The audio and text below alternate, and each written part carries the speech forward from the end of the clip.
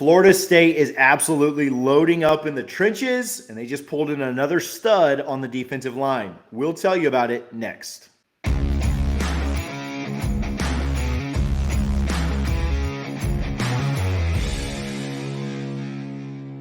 Hey guys, thanks for coming to the channel. Thanks for watching this video. Make sure you're subscribed and you're staying up to date on all things FSU as we cover the Noles and trying to bring you up to the minute, up to the second sometimes, news and info on what's going on in the transfer portal, recruiting, coaching, and more.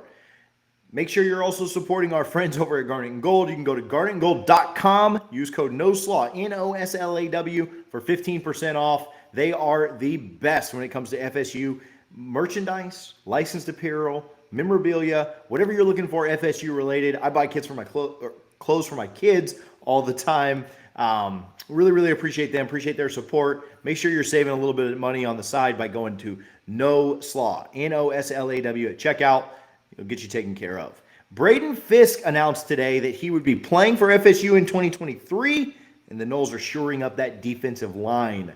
I played at Western Michigan. He signed in 2018, and with the COVID year, he's been in college for 5 years. That's a ton of experience that the Noles are bringing in with that transfer. FSU has been super active in the trenches so far in the portal. They've pulled in 3 offensive linemen that we've told you about, and now they've got their second defensive lineman. Braden is a 6'5", 300-pound interior defensive lineman, and he's going to take up a huge amount of space and stop the run very well for the Noles as they add to that unit. In 2022, he had 58 tackles, 12 of those for a loss. He had 6 sacks and 2 forced fumbles. Through his career, he's got 148 tackles and 13.5 sacks.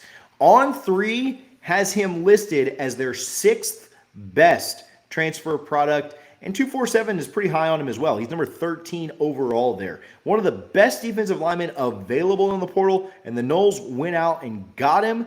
Big hats off to Coach Odell Haggins, Adam Fuller, and, of course, Mike Norvell, and the rest of the staff that helped pull in this commit. I think this is really big for the Noles because I do think that going up against the absolute elites, who we'll get to in just a minute, is something the Noles need to continue to do and do well. They stuff a couple of premier programs in a locker and get this commitment. He's got a big frame. He's very strong. Obviously, there's a theme here when you're getting portal guys in the trenches. You want guys who have developed physically, and you want guys who are big, strong, and athletic. They have those ready-to-play bodies, those ready-to-play frames that the portal can sometimes offer you.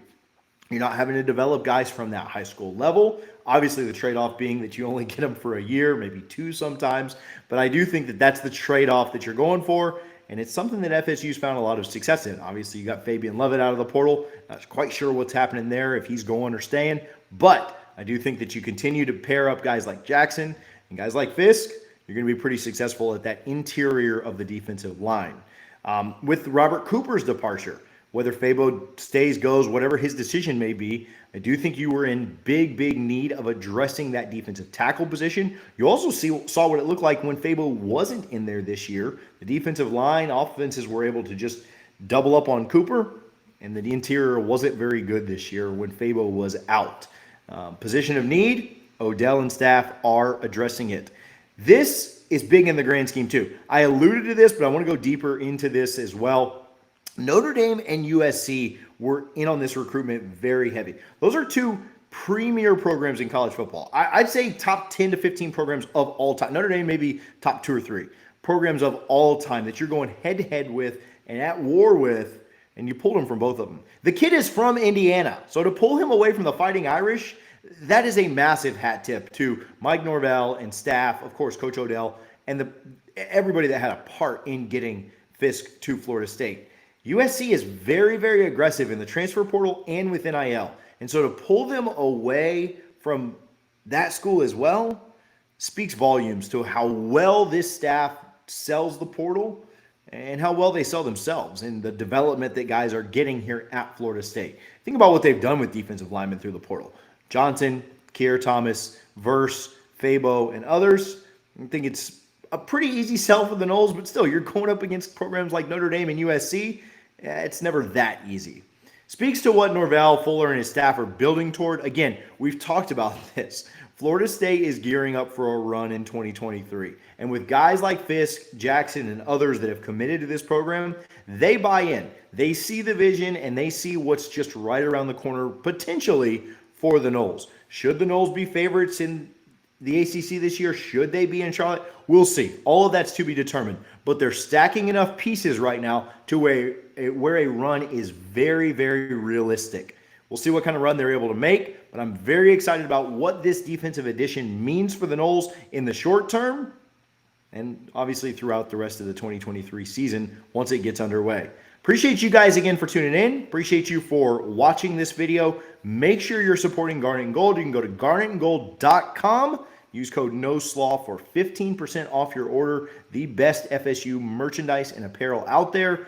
Again, the Noles pick up a big commit from Braden Fiske, a 6'5", 300-pound offensive lineman from Western Michigan, and the trenches get a little bit better here in Tallahassee. Appreciate you guys watching. Again, TJ Pittenger. Until next time, go Noles.